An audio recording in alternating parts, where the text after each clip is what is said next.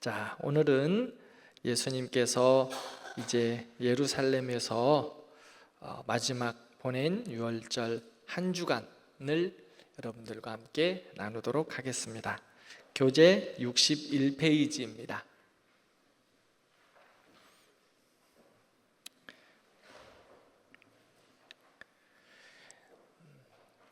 예수님께서 이제 예루살렘에 올라가셔서 십자가를 지시고 부활하신 사건들을 함께 살펴보도록 하겠습니다. 예루살렘에서 보낸 예수님의 일주일의 행적이에요. 일주일을 살펴보면 처음 주일에는 예수님께서 예루살렘에 입성하셨어요. 예수님은 어린 나귀 새끼를 타고 예루살렘에 입성하셨습니다. 예루살렘에 올라갈 때 많은 사람들이 예수님을 향하여 호산나 다윗의 자손이여 라고 예수님을 찬양합니다. 왜냐하면 그가 이제 우리를 해방하려고 오셨다라고 생각했기 때문에 많은 사람들이 예수님을 왕처럼 그렇게 높여드렸습니다. 자기들의 옷을 펼쳐놓고 지나가도록 하였고 또 종려나무 가지를 흔들면서 호산나 호산나 예수님을 환영했어요. 이것은 왕의 걸음, 왕의 입성을 보여주는 것입니다. 그래서 구약에서 왕이 입성할 때 했던 행동인데, 예수님이 예루살렘에 입성하실 때에 많은 사람들이, 특별히 유대인들이 예루살렘에서 예수님의 입성하신 것을 왕처럼 그렇게 환영하고 있습니다. 원래 사람들은요, 예루살렘에 들어갈 때 걸어갈까요? 이렇게 나귀를 타고 짐승을 타고 갈까요? 보통 걸어갑니다. 걸어서 예루살렘에 올라가게 되어 있어요. 그런데 예수님께서 왜 굳이 나귀 새끼를 타고 가셨을까요? 왕의 입성에 대한 예언을 이루시기 위한 하나님의 마음이었어요. 스가랴 9장 9절을 보면, 보라, 내 왕이 내게 임하리니 겸손하여서 나귀를 타고 나귀 새끼를 타고 예루살렘에 입성할 것이다 라고 스가랴에서 예언하셨거든요. 예수님의 예루살렘의 입성의 모든 일들, 또 예수님의 일들은요, 성경에 이미 구약에 다 예언된 말씀이에요. 그래서 구약 성경은 오실 메시아에 대한 예언, 신약 성경은 오신 메시아에 대한 말씀, 그리고 다시 오실 예수 그리스도를 말씀하고 있잖아요. 그래서 예수님께서 하신 사역들은 구약에 다 예언해 놓으신 사건들입니다. 그래서 예루살렘에 입성하시는 것도, 나귀 새끼를 타고 입성하시는 것도 스가랴 선지자를 통하여 이미 예언된 말씀, 이것을 우리는 알 수 있습니다. 예수님의 모든 행동은 이렇게 성경에 예언된 말씀이었어요. 말씀 그대로. 그리고 말씀이 말씀되게 하시는 삶을 사셨던 거예요. 우리도 마찬가지예요. 우리도 이제 예수 그리스도의 제자로 말씀을 늘 읽고 듣고 묵상하면서 살잖아요. 그러면 예수님처럼 우리도 말씀을 이루는 삶을 살아야 되는 거예요. 말씀을 듣고 흘려보내는 삶이 아니라 말씀을 이루어가는 삶, 말씀이 말씀되게 하는 삶, 그것이 예수님께서 우리에게 가르치시고 보여주신 모습이셨어요. 그런데 이제 예수님께서 예루살렘에 이렇게 나귀 새끼를 타시고 입성하시는데, 예수님께서 예루살렘을 보고 어떠셨습니까? 네, 예수님께서 예루살렘을 보고 우셨어요. 예수님께서 사복음서에 보면 우신 장면이 2번이 나옵니다. 어디서 우셨죠? 첫 번째, 나사로의 죽은 사건을 보고 예수님은 슬퍼하셨어요. 그를 불쌍히 여기셔서 울었다라고 성경은 이야기하고, 두 번째는 예루살렘을 보시면서 울었어요. 요한복음 11장을 보면 성을 보시고 우시며 라고 말씀하는데요, 이 말은 우시며라는 이 단어는요, 한국말로 그냥 울었다라는 표현을 하고 있는데, 헬라어 원어를 보면 통곡하셨어요. 예루살렘에 입성하시면서 예루살렘을 보시면서 예수님은 통곡했어요. 왜 통곡하셨을까요? 예루살렘 성이 어떤 성이에요? 거룩한 성이에요. 하나님의 임재가 있는 곳이에요. 그런데 하나님이 보내신 예수 그리스도 메시아를 영접하지 않아요. 그래서 곧 예루살렘은 멸망하게 될 것을 주님은 아셨어요. 그래서 그 예루살렘의 멸망을 이미 아셨기에 예수님께서는 그 예루살렘을 보면서 통곡하셨어요. 예루살렘은 예수님 말씀대로 주 70년 로마의 디토 왕에게 멸망을 당해요. 그러니까 예수님 그 일을 알고 계셨기 때문에 거룩한 성 예루살렘이 멸망당할 것을 보시면서 예수님은 너무 마음이 아프셔서 통곡하신 것입니다. 예수님께서 이 예루살렘의 그 거룩한 성을 보시면서 이 성이 죄로 인하여 멸망할 것을 보고 얼마나 마음이 아팠는지 통곡하신 거예요. 자, 교회는 어떤 곳일까요? 하나님의 거룩함이 있는 곳입니다. 예루살렘 성과 같이 교회는 거룩함이 있는 거예요. 하나님의 백성들은 거룩함이 있어요. 자, 그러면 우리 예수님께서 우리를 보시면서는 어떻게 하실까? 우리 대광교회를 보면서는 어떠실까? 한번 생각해 보면 좋겠어요. 예수님께서 십자가를 지시기 위해서 이미 알고 계셨지만 그럼에도 불구하고 예루살렘 그 거룩한 성, 그 성을 보시면서 통곡하셨는데, 왜냐하면 거룩한 성이 거룩함을 감당하지 못하니까 통곡하신 거 아니에요? 그렇죠? 예루살렘이 예루살렘다워야 하고 교회가 교회다워야 되는데 교회가 교회답지 못하면 하나님이 통곡하신다고요. 예수님이 통곡하신다는 거예요. 우리가 하나님의 백성, 교회는요 건물이 아니에요. 그리스도인들의 공동체, 예수 그리스도를 주로 고백하는 사람들의 모임. 우리 대광교회 성도들이 그리스도인답지 않으면 예수님이 통곡한다는 거예요. 우리 대광교회를 주님께서 보시면서 어떠실까? 기뻐하시겠죠? 네, 아멘이에요. 우리 대광교회 성도들을 보면서 우리 주님은 환하게 웃고 계실 거예요. 참 잘했다, 잘한다. 대광교회 성도들 정말 믿음으로 살아간다, 은혜로 살아간다. 이러한 은혜의 성 우리 대광교회가 되기를 진심으로 바랍니다. 우리 교회가 날마다 주님 보시기에 주님의 기쁨이 되었으면 좋겠어요. 이렇게 예수님께서 이제 예루살렘에 입성하셨어요. 그리고 예루살렘에 입성해서 월요일 첫 번째 무엇 하셨냐? 어떤 일이 있었어요? 네, 성전 청결 사건이 있었어요. 성경 청결 사건. 예수님께서 공생이 시작하기 전에 예루살렘에 가셔서 청결하신 사건이 있었죠? 그리고 이제 마지막에 또 성전에 들어가셔서 끝날 때도 성전을 청결하십니다. 예수님께서 예루살렘 교회는 솔로몬 성전은 내 집이 만민이 기도하는 곳이다 라고 말씀하고 있습니다. 늘 하나님의 교회는, 성전은 거룩함을 가지고 있어야 된다는 거예요. 거룩함. 그러니까 예수님께서 그 예루살렘을 보시면서도 통곡하신 이유가 바로 그거였죠. 거룩하지 못하기 때문에.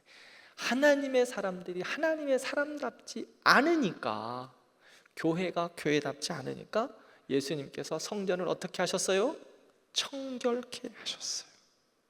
예루살렘에 들어가자마자 그들의 중심부예요. 성전은 그들의 중심부라고, 핵심이에요. 핵심. 그런데 성전에 가니까요 뭐 하고 있어요? 장사하고 있어요. 장사하고 있어요. 그래서 예수님께서 성전을, 장사하는 상을 다 덮으셨어요. 예수님도 좀 성깔이 있으시죠? 예수님께서는요 불의에 대해서는 단호하시는 것을 볼 수 있습니다. 예수님께서는요 때로는 욕도 하셨어요. 바리새인과 서기관들을 향하여서 예수님은 독사의 자식들아라고 아주 신랄하게 그들을 비판하셨어요. 그래서 한 성깔이 아니에요. 한 두세 성깔 하신 것 같아요. 불의에 대해서는, 죄에 대해서는, 그리고 거룩함에 대해서는, 거룩하지 못한 것에 대해서는 용납하지 않으시는 거예요. 그래서 성전에 들어와서 성전에 제사하는 모든 것들을 자판이나 모든 것들을 뒤집어 엎으셨습니다. 그런데 그것을 보고 있었던 대제사장들, 사두개인들, 장로들, 서기관들 어떻게 했죠? 난리가 났어요. 감히 성전에서 혼란을 일으켜 성전의 것들을 뒤엎어, 이거는 말로 할 수 없는 신성 모독으로 치부하고 있습니다. 그래서 예수님이 빌라도에게 고소를 당한 이유가 뭡니까? 첫 번째는요, 자기가 왕이다라는 이유고, 두 번째는 성전을 헐라, 내가 3일 만에 다시 세우겠다라고 말씀하신 이 성전을 헐라, 거짓 거에 대한 것을 가지고 빌라도에게 고발을 했던 거예요. 그런데 이 성전은, 그 예수님께서 이 성전을 3일 만에 헐라, 3일 만에 내가 다시 세우리라 말씀하셨는데, 그 성전은 누구를 말씀하시는 건가요? 예수님 당신을 말씀하고 계세요. 자신이 십자가에 죽으시고 3일 만에 부활하실 사건을 예수님께서 말씀하여 주신 겁니다. 그렇습니다. 진정한 성전은 누구예요? 예수 그리스도예요. 진정한 성전은 예수 그리스도. 화요일, 그 다음에 무화과 나무를 저주하신 사건이 있어요. 예수님께서 월요일 날 무화과 나무를 저주하시고 성전에 가셔서 철거하셨는데, 왜 예수님께서 열매 없는 무화과 나무를 저주하셨을까요? 다시는 열매를 맺지 못하고 말라 죽을 거라고. 그래서 무화과 나무에 열매 없는 것을 보고 예수님께서 무화과 나무를 저주하셨어요. 이게 무슨 이야기일까요? 이 무화과 나무는, 열매 없는 무화과 나무를 향하여서 예수님께서 배고파서 그랬을까요? 그러면은요, 그것은요, 열매 없이 말씀을 따라 행하지 않는 유대 종교를 향하여서 주님의 말씀이셨어요. 유대교를 향한, 진리를 거절하고 있는 유대교를 향한 주님의 말씀. 유대 종교, 유대교는 열매가 없어요. 메시아가 왔음에도 메시아를 인정하지도 않아요. 자기들의 기득권을 채우려고 성전에서 자기들의 배만 채우고 있어요.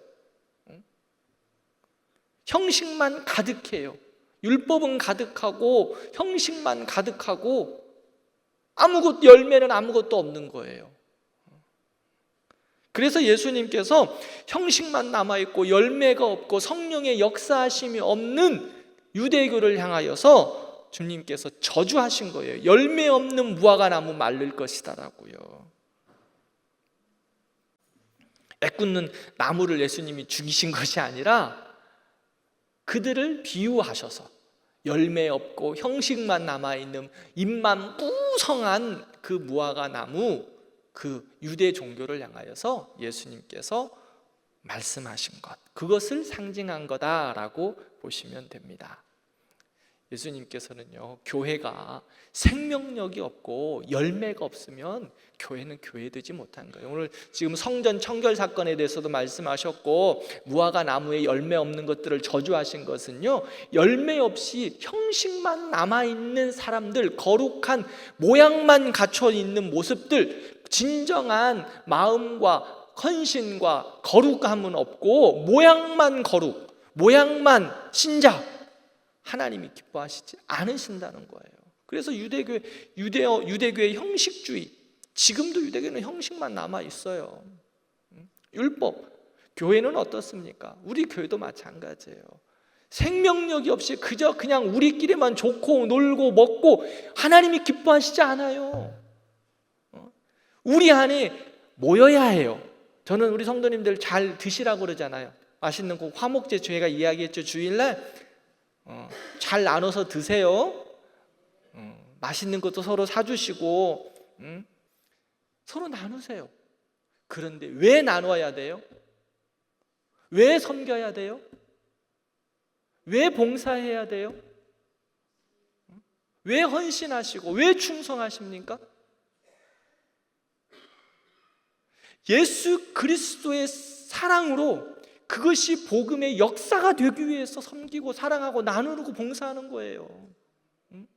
그것이 없이 그냥 우리끼리 즐거워서 먹고 나누고 우리 김권사 이쁘니까만 좋죠, 이쁘니까. 그런데 그 사랑의 이유가 뭐냐고요.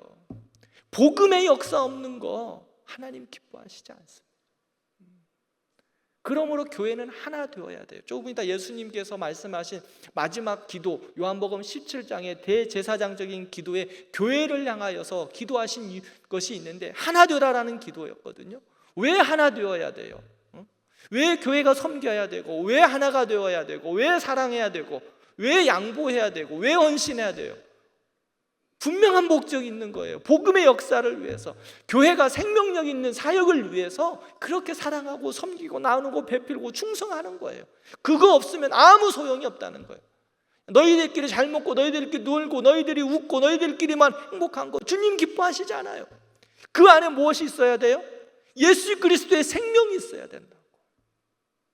복음의 열매가 있어야 된다는 거예요. 복음의 열매가. 그래서 맨날 모이면 서로 먹고 놀고 하면서 맨 땅 이야기나 하고 아파트 이야기하고 뭐 주식 이야기나 하고 어디 놀러 갈 건 거 이야기하는 거 주님 기뻐하시지 않아요. 때로는 모이면 하기도 해야지. 그러나 그건 다 껍데기야. 나중에는 무엇이 남아야 돼요? 예수 그리스도가 남아요. 그 안에 있어야 돼요. 우리 교회의 목장, 그 다음에 전도회 모든 모임들 있으시잖아요.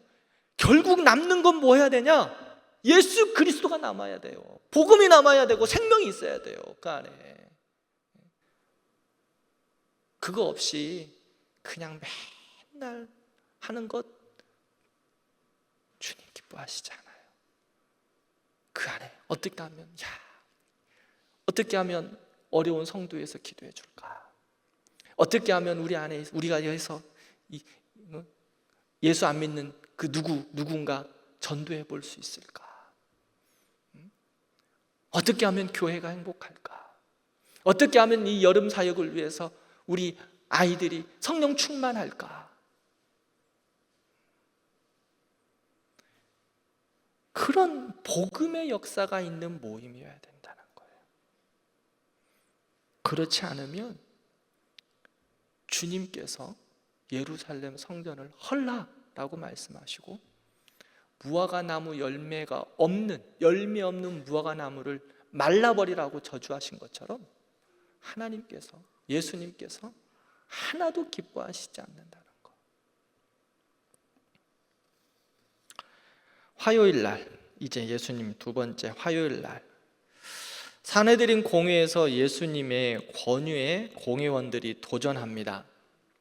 예수님의 권세에 대한 질문, 세금에 대한 질문, 부활에 관한 사두개인들의 질문, 율법에 관한 바리새인들의 질문, 메시아에 대한 질문, 여러 질문들을 예수님께 하면서 예수님을 시험하고 있어요.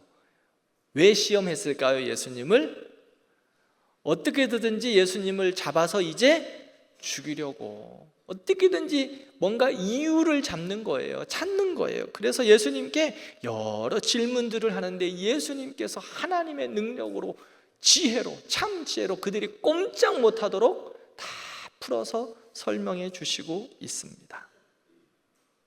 그게 화요일 날 예수님께서 하신 일이에요. 그리고 마태복음 24장에 보면 예루살렘 멸망과 재림에 대한 이야기를 하고 계세요.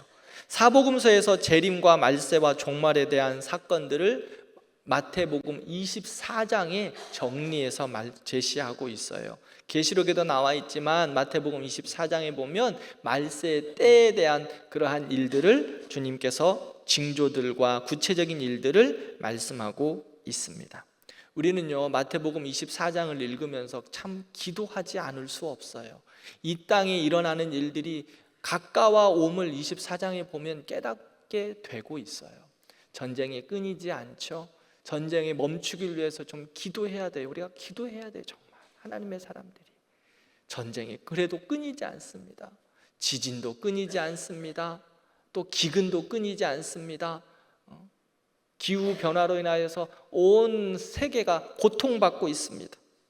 그런데요, 이거는요, 주님 오실 날이 가까워 옴에 대한 징조라는 것을 우리가 기억해야 됩니다. 그러기에 기도하고 회복을 위하여 기도해야 돼요. 예수님이 가까울 날을 기억하고, 그러면서 예수님께서 가까울 날을 이야기하면서 어떤 비유들을 하고 있어요? 깨어 있어라 종들에게.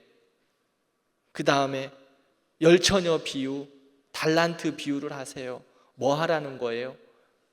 주님 가까워 오실 날이 가까웠으니까 기름 준비 잘하라고. 기름 준비 잘하라고. 달란트 잘 사용하라고. 하나님의 영광을 위해서 너에게 주신 그 모든 것들을 잘 활용하라고. 그 말씀을 하고 있는 거예요. 깨어 있어라.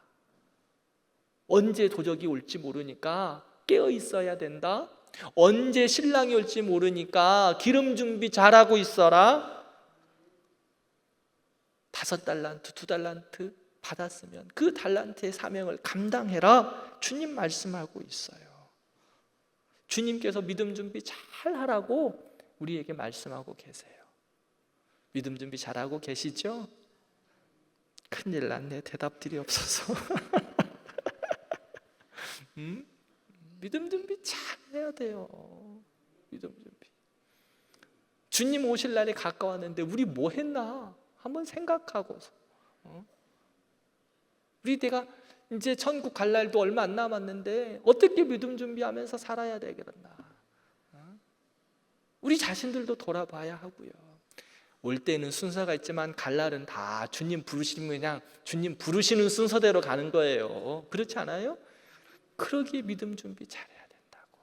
언제 주님 오실지 모르고 언제 우리 부르실지 모르기에 믿음 준비 잘하자고요.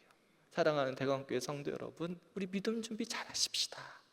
그래서 주님 앞에 섰을 때 언제든지 언제 불러도 떳떳하게 하나님, 내가 정말 주님이 그 부르실 때까지 믿음 준비 잘하다 왔습니다. 하나님의 나라와 주의 몸된 교회와 복음을 위하여 정말 내가 할 수 있는 열심을 다하다가 충성하다가 왔습니다. 그리고 다음 세대를 위하여서 복음을 위하여 하나님 어떻게든지 그들 위하여 정말 기도하면서 왔습니다.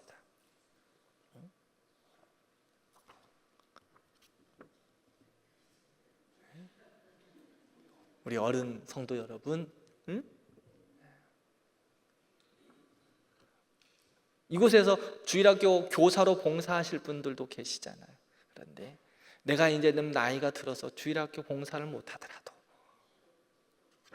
이거는 할 수 있잖아. 이게 사명이라니까요. 그리고 내 호주머니 조금 내서 우리 애들 간식 사줄 수는 있잖아. 아닌가요?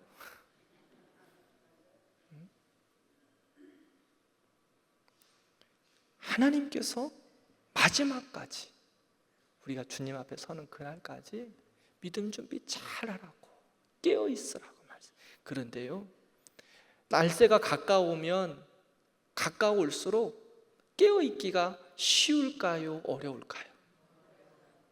이건 또 대답을 잘하시네.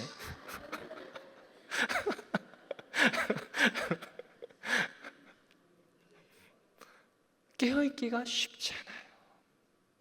그러기에 깨어있기 위하여 함께 기도하고, 깨어있기 위하여 예배를 드리고, 깨어있기 위하여 옆에 있는 우리 성도들이 함께 격려하는 거예요. 내가 조금 잠자고 있으면 옆에 있는 김 권사가 깨워주고, 김 권사가 잠자고 있으면 우리 안 권사가 깨워주고, 김 집사가 자고 있으면 우리 이 집사가 깨워주고, 때로는 이 집사가 자고 있고 시험 들면 우리 박 집사가 깨워주고. 그게 교회예요. 교회. 이게 교회라고. 서로 하나님의 나라를 더 잘 이어가고 마지막 때를 더 잘 감당하기 위해서 하나님께서 교회를 주신 거예요. 그게 축복이에요. 그래서 교회는 소망이 있는 거고 교회는 축복인 거예요. 옆에 만난 사람이 복이에요. 우리 대광교회에서 모든 성도들은 축복입니다. 저를 만남도 축복이고 제가 여러분들 만남도 축복이고 서로를 좀 보시고 당신을 만남이 나에게 축복입니다.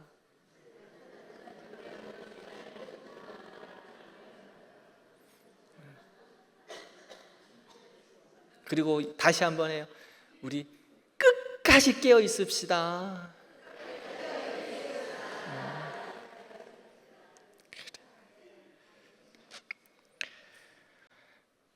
이렇게 주님께서 오실 날을 가까움을 이야기하고 계시는데, 그리고 깨어 있으라고 이야기하고 있는데 깨어 있지 못한 동무가 하나 있어요.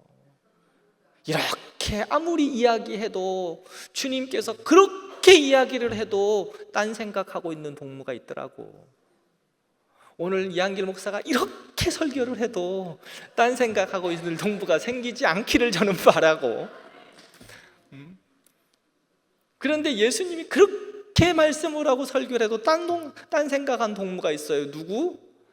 그럼요, 가룟 유다. 그렇게 지금 말씀하고 있는데 예수님을 배신하기로 지금 공모하고 있잖아. 야, 이거 어떻게 해야 돼? 정말 주여죠. 정말 주여예요.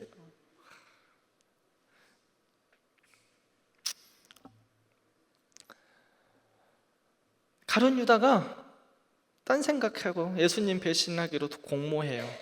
그럼 이제 화요일 마치고 수요일 날은 예수님의 수요일 날 대해서는 성경이 말씀하지 않아요.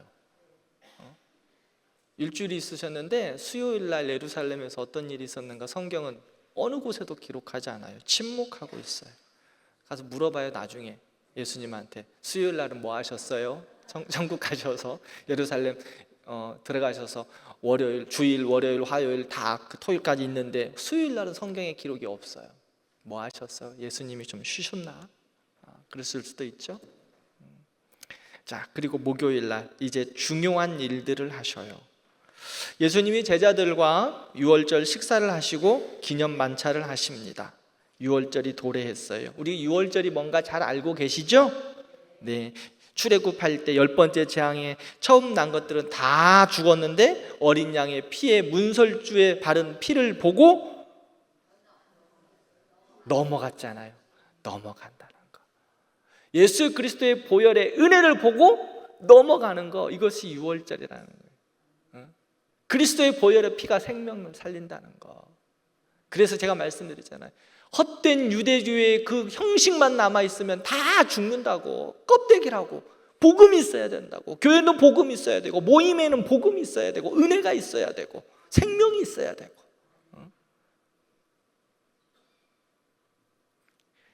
이 유월절 사역을 이제 예수님께서 하세요. 예수님께서 이제 유월절 사역을 준비하시면서 제자들과 이제 만찬을 먹고 마십니다. 만찬을 먹고 마시기 전에 예수님께서 제자들의 무엇을 하셨어요? 발을 씻기셨어요. 제자들과 식탁에 딱 둘러 앉았는데 이스라엘 백성들의 그 다락방에 식탁이 뭐 그 최후의 만찬처럼 그렇게 멋지지 않았어요. 그냥 소박하게 포도주, 그 음료수니까 포도주, 그 다음에 빵 조각 서로 뜯어먹는. 우리 성찬식 할 때는 뭐 그렇게 이스라엘처럼 하지는 못하니까 이렇게 하나씩 다 이렇게 우리 권사님 성찬 준비하시는 우리 권사님들이 다 기도하는 마음으로 이렇게 하나씩 해놓지만 서로 뜯어먹었거든요. 언젠가는 시간을 한번 좀 길게 성찬식을 잡아가지고 진짜 우리 교회도 떡을 좀 뜯어먹어 볼까 싶어요. 성찬식 때 주님의 마음을 가지고 서로 이 빵, 누룩 없는 빵을 이렇게 뜯어 먹었거든요. 그러니까 그렇게 화려한 식사 자리는 아니었어요. 그냥 일반 식사 자리였다. 그런데 이제 유월절에 기념을 하기 때문에 유월절 이스라엘 백성들은 유월절을 기념할 때 평상시보다는 조금 더 풍성하게 식사 준비를 하신다고 해요. 어머니들이. 그래서 그 지금도 유월절에 그 식사 준비를 하고 아버지들이 유월절에 대한 의미를 자녀들에게 교육하고, 그래서 여러분들 혹시 자녀들과 또 식사할 기회가 생기고 또 예배드릴 기회가 생기면 그날은 조금 더 식사 준비도 풍성하게 해주세요. 그래서 예배드리는 날은 또 잘 먹는 날이구나. 그래서 예배드릴 때는 잘 먹어야 돼요. 그래서 교회는 잘도 먹어야 돼요. 기뻐해야 돼요. 그래서 지금 6월절에 이제 예수님께서 모이셔서 식사 만찬을 하셔요. 일상의 평범한 식사였어요. 그런데 이제 그 당시에는 사람들이 뭘 신고 다녔어요? 샌들 신고 다녔거든요. 그래서 집에 들어오면 발을 닦고 그다음에 씻는 것이 기본적인 예의였어요. 근데 종들이 그 부분을 감당해 주었거든요. 근데 지금 예수님과 12 제자들은 누가 종이지 않고 서로 그냥 같은 제자들, 형제들이었잖아요. 그래서 그런지 누군가 발을 씻겨줘야 되는데 발을 씻기지 않고 손을 씻지 않았어요. 그때 누가 나셨습니까? 예수님께서 나서셨습니다. 허리에 수건을 두르고 제자들의 발을 씻기셨습니다. 제자들이 어땠을까요? 놀랐어요. 민망해요. 예수님 안 된다고 해요. 왜요? 그것은 누가 하는 일이에요? 종들이 하는 일이에요. 그래서 서로 지금 종이 없다 보니까 발도 안 씻고 손도 안 씻고 밥 먹으려고 하고 있는 거예요. 그런데 예수님께서 제자들의 발을 다 씻겨주십니다.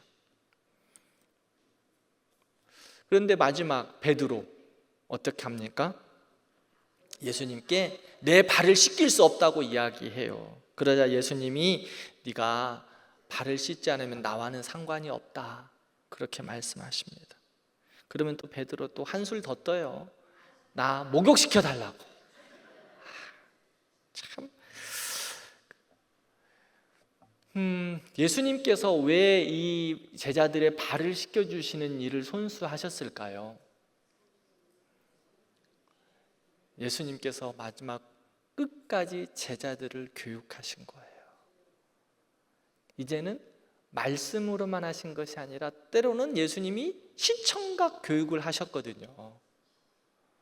무화과 나무를, 얼매 없는 무화과 나무를 저주하신 것도 시청각 교육이시고, 지금 제자들의 발을 씻기신 것도 예수님께서 보여주신 거예요.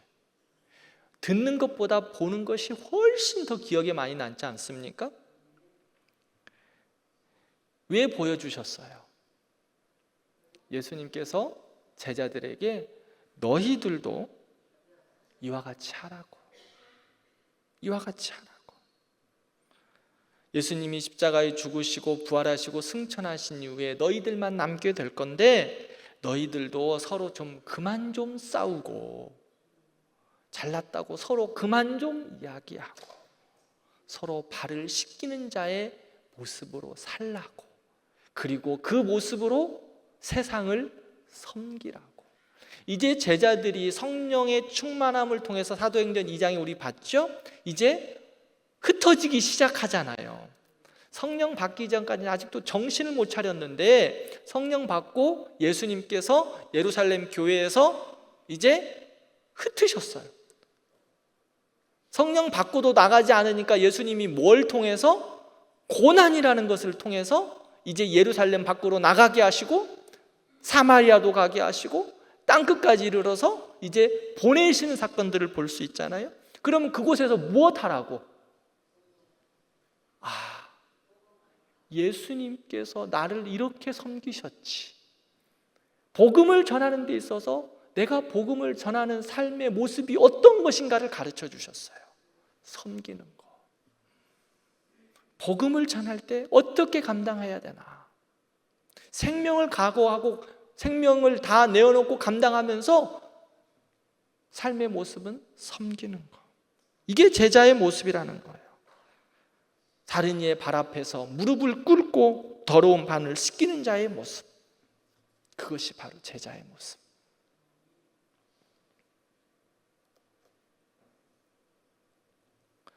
예수님의 최후의 만찬은 이제 제자들의 발을 씻김으로 시작해요. 예수님의 섬김. 그 다음이 뭐였습니까? 성만찬이었어요. 발을 씻긴 것은 무엇을 준비하는 거였어요? 성만찬을 준비하는 거였어요. 생만찬한 거. 말씀을 드렸죠. 섬김의 결과는 그럼 뭘까? 복음의 역사예요.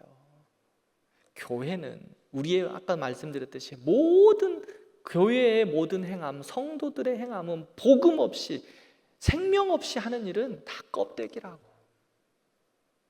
예수님께서 제자들의 발을 씻기시면서 무엇을 준비했느냐? 성만찬을 준비했어요. 살과 피, 생명을 살리는 것을 준비하시는 시작이 바로 섬김, 발을 씻기는 거였어요. 그러므로 예수님을 따르고 섬긴다는 거는요, 그냥 뭔가 봉사하는 것으로만 끝나는 것이 아니라는 거. 세상도 봉사는 많이 해요. 그렇죠? 세상도 봉사는 많이 해요. 여러 개 착하게 사는 사람들도 있고요. 그런데 예수님을 따른 자의 섬김은 나의 생명을 내어놓는 그리스도의 마음으로 감당하는 것. 그래서 그걸로 인하여서 그 안에서 뭐가 살아나야 돼요? 복음이 있어야 되고 생명이 살아나는 거예요. 생명의 열매가 있어야 되는 거예요. 세상은 정의, 공정을 이야기합니다. 정의롭다 그러는 것은요, 공정한 분배가 있어야 되는 것을 정의롭다고 이야기합니다. 그런데요, 사람들은요, 죄로 인해서 정의롭지 못해요. 저도 그렇고 여러분들도 그렇고 똑같아요. 죄 때문에 정의롭지 못해요. 다 자기중심적이에요. 다 자기 유익이에요. 다 자기 배 채우려고 해요. 그런데 예수님이 말하는 정의는, 예수님이 보여주신 정의는 나는 없고 당신이 사는 거다라는 것을 보여주고 있어요.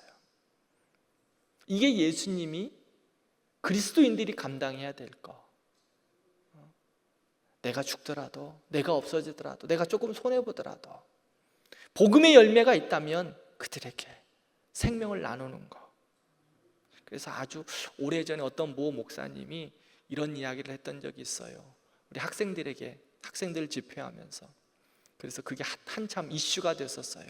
공부에서 우리는, 예전에는 우리 어른들은 이렇게 이야기했죠. 공부에서 남 주냐. 그렇죠? 그런데 그 목사님은 그렇게 설교하셨어요. 공부에서 남 주라. 그리스도인들은, 복음을 가진 사람들은 공부에서 남 주냐가 아니라 남 줘라. 남 줘라. 공부에서 남 줘라. 이런 마음으로 살아라. 그렇죠? 예수님은 예수님의 죽으심은 생명을 살렸잖아요. 예수님이 죽으심으로 우리가 살았잖아요. 예수님이 하나님 미라되어서 죽었던 거예요. 섬김이에요. 그러므로 우리도 복음 안에서 이렇게 주님에 따라가는 섬김이 우리 안에 좀 있어야 될 것 같아요. 저도 그렇고 여러분들도 그렇고. 그래서 돈 벌어서 남 주냐? 돈 벌어서 남도 살리는 우리 교회가 됐으면 좋겠고, 하나님 미랄돼서 잘 섬겨주는 거. 그래서 내가 죽더라도 복음을 위하여 다른 이가, 내가 희생하더라도 희생해서 다른 이가 잘 되면 감사한 거예요. 감사한 거.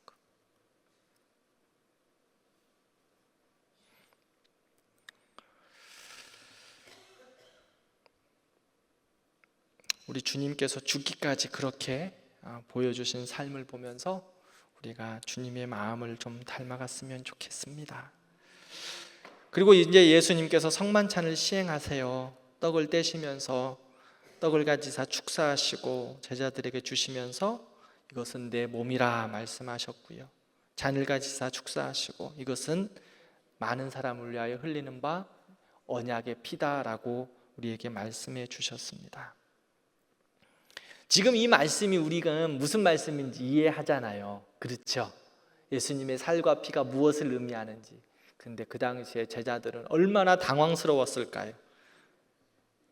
무슨 말씀하시는지 이해를 하지 못했을 거예요. 그러지 않았을까요? 갑자기 발을 씻기시지를 않나, 떡을 떼어서 주시면서 내 살이다, 잔을 가지자 축사하시고 언약의 피다, 어리뻥했을 거예요. 그때 예수님께서 또 제자들에게 이 성만찬의 의미에 대해서 하나하나 설명해 주십니다. 그리고 베드로, 네가 나를 3번이나 부인할 것이다 라고 예언도 해 주셨어요. 그 다음에 예수님께서는 감난산으로 기도하러 가셨습니다. 예수님께서의 감난산의 기도는 참 우리의 모범을 보여주신 기도였죠. 늘 예수님의 기도는요, 일상이 기도셨어요. 그런데요, 때로는 특별한 기도를 하신 것들을 볼 수 있어요. 예수님은 새벽 미명에 습관을 따라 기도하셨어요. 늘 예수님은 습관을 따라. 우리도 기도는요, 습관을 따라 하는 거예요. 그래서 시간을 정해놓고 그 시간에 기도하는 거고, 밥 먹을 때 늘 습관을 따라 기도하는 거예요. 그리고 저녁 때 주무시기 전에 습관을 따라 기도하는 거예요. 예수님처럼 습관을 따라 기도하는 거. 그런데요, 또 예수님은 습관을 따라 기도하신과 동시에 특별한 기도들을 하신 것을 볼 수 있어요. 병든 자들을 죽은 자를 살리시기 위해서 특별하게 기도도 하셨고, 예수님 마지막에 십자가를 앞두시고도 특별하게 겟세마네에서 기도하셨고, 특별한 기도. 여러분, 우리가 예수님을 따르는 자들이잖아요. 그렇다면 기도도 예수님의 본을 따라가는 거예요. 특별할 때는 특별하게 기도함도 필요해요. 예수님께서 누가복음 4장 22장에 보면 땀방울이 핏방울이 되기까지 그렇게 열심을 다하여 기도하신 것을 볼 수 있어요. 그리고 요한복음 17장에 보면 예수님께서는 이제 마지막 대제사장적인 기도를 하셨는데, 첫 번째는 누구를 위하여 기도하셨나? 자신을 위해서 기도하셨어요. 왜요? 십자가를 지시는 일이 너무나 어렵기 때문에 그 십자가를 잘 감당하라고 자신을 위하여 기도하셨어요. 그리고 두 번째는 누구를 위하여 기도하셨느냐? 제자들을 위해서 기도하셨어요. 왜 제자들을 위해서 기도하셨을까요? 이제 제자들을 예수님께서 3년 동안 훈련시키셨잖아요. 그럼 그들을 통하여서 땅 끝까지 이르러 복음이 증거되게 하시기 위해서 그들을 훈련시켰기 때문에 양을 일 가운데 보내는 것 같은 예수님의 마음이 있으셨기 때문에 그들을 위하여 축복하시면서 기도하셨어요. 그리고 누구를 위하여 기도하셨을까요? 성도들을 위하여 기도하셨어요. 남아있는 성도들. 우리들도 예수님의 그 마지막 제사장적인 기도 잘 기억했으면 좋겠어요. 때로는 중보 기도의 열심을 감당해야 돼요. 그러나 자신들의 믿음을 위해서도 늘 기도하시기를 바라요. 자신들을 위해서. 그리고 제자들을 위하여서 또한 기도해 주시고 성도들을 위해서 기도했어요. 예수님께서 성도들을 위해서 기도했을 때 남아있는 성도들을 위하여 기도하셨는데, 그 기도의 제목, 가장 그 성도들을 위한 기도의 가장 중요한 제목이 뭔 줄 아세요? 핵심이 뭘까요? 하나 되게 하세요. 예수님이 인생들의 마음을 너무 잘 알으셔. 그래서 예수님께서 교회에 대해서 기도하셨는데 무엇을 마지막으로 기도하신 줄 아세요? 하나 되라고, 하나 되라고. 예수님이 마지막 유언과 같은 기도가 뭐였냐면 요한복음 17장 교회를 위하여 기도는 뭐라고요? 하나 되게 해라. 자녀들이 부모님들의 유언들을 어떻게든지 잘 지키려고 해요. 그런데 때로는 그렇지 못할 경우도 있는데 우리도 기억해야 돼. 예수님께서 교회 인생들이 너무 잘 아신 거예요. 그래서 교회를 향하여 기도하시는데 뭐 하게 하십시오? 하나 되게 해주세요. 하나 되게. 하나 되게. 예수 안에서 하나 되게 해달라고. 대광교회는 예수 안에서 늘 하나 되어서 주님의 기쁨 되기를 바랍니다. 기도하겠습니다. 이제 금요일 날 이제 예수님이 그 가야바와 사내들인 공유의 고소를 받아서 이제 십자가를 지는 어려움의 사건들을 다음 주에 살펴보겠습니다. 우리 같이 기도하죠. 하나님, 오늘 주신 말씀들 생각하면서 하나님, 나에게 깨닫게 해주신 거 한 가지라도 지금 기억나는 거 있잖아요. 그럼 같이 기도했으면 좋겠어요. 여러 가지 말씀을 드렸어요. 예수님이 오늘 예루살렘에 들어가시면서 하셨던 주일, 월, 화, 수, 목요일까지 지금 했는데, 하나님, 나에게 주신 말씀이 뭘까요? 하나님, 그 말씀 붙잡고 믿음으로 살게 해주세요. 섬기며 살게 해주세요. 하나 되면서 살게 해주세요. 그리고 껍데기와 같은 인생들이 아니라 정말 복음을 위하여 수고하고 헌신하고 성령의 열매, 정말 생명의 열매를 위해서 살아가는 우리가 되게 해주세요. 우리 같이 기도하겠습니다.